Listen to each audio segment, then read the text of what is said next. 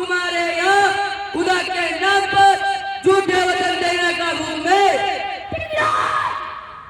इसे राजनीति कहते हैं, जो तुम जैसे राजाओं के साथ करी जाती है। हम तुम्हें जिंदा रह सकते हैं, लगता है अगर तुम्हारी गुलामी कबूल कर लो। तुम्हारी गुलामी कबूल करने से अच्छा कि मैं मौत को गले लगा लूं। तुम्हारी यह ख्वाहिश जरूर पूरी की जाएगी, लेकिन यहाँ नहीं, गजनी में। गजनी की व्यवस्था देखे कि हमने हिंदुस्तान के शेर का शिकार किया है, और इतने खतरनाक शेर को इतनी आसान मौत नहीं मिलनी चाहिए। ये जो आकर फाड़ फाड़ कर देख रहे हैं ना पृथ्वीराज, सबसे पहले तुम्हारी ये दोनों आंखें फोड़ दी जाएगी। नहीं देख पाओगे पृथ्वीराज, नहीं देख पाओगे।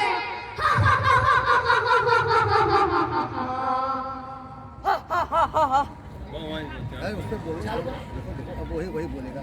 अरे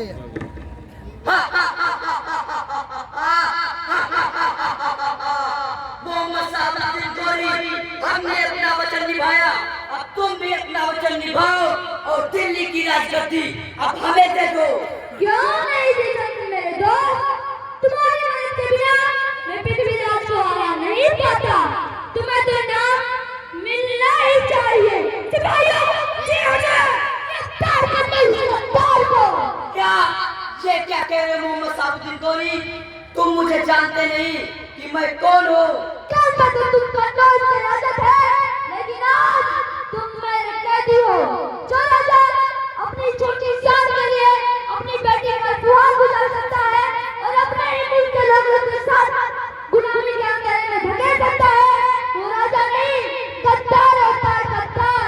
सिपाहियों, जी हुजूर, इसका गला काट कर दिल्ली के चौराहे पर लटका दिया जाए, और उसके नीचे लिख दिया जाए, ये है हिंदुस्तान का गद्दार चेतन, जिसने अपनी बेटी का सुहाग गुजारा और अपने मुल्क के लोगों को गुलामी के अंधेरे में धकेल दिया। ले जाओ इस गद्दार को मेरी आंखों के सामने से। मोहम्मद साहब गोरी, छोड़ दे मुझे, तूने मुझे धोखा दिया है। याद रख, मेरा भी समय आएगा, नष्ट कर दूंगा तुझे, बर्बाद कर दूंगा तुझे, मिटा दूंगा तुझे, गद्दार।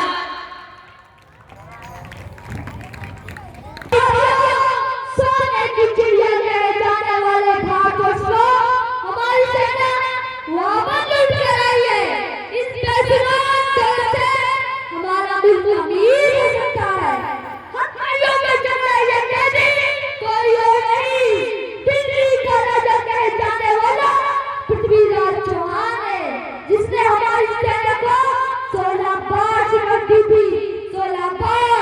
लेकिन आज ये हमारे सामने एक गंदा कैदी बनकर खड़ा है, एक गंदा कैदी।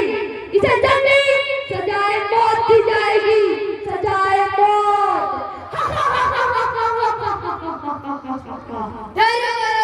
तुमको पृथ्वीराज चौहान का दरबारी कमिश्न करता हूँ। तुम कहना क्या चाहते हो? आपने भले पृथ्वीराज चौहान को हरा दिया, पर अब तक आपने उनका एक कर्तव्य देखा ही नहीं। वो क्या? आप कहते होने के बावजूद मेरे महाराज पृथ्वीराज चौहान का निशाना इतना पक्का है कि वे आवाज सुनकर तीर चला सकते हैं, और उनका तीर ठीक निशाने पर लगेगा। नामुमकिन।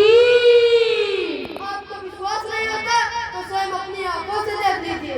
ठीक है, पृथ्वीराज के मौत से पहले हम उसका ये हुनर भी देखेंगे। अगर पृथ्वीराज का निशाना चूक गया तो उसके साथ साथ तुम्हारा निशाना खराब कर दिया जाएगा।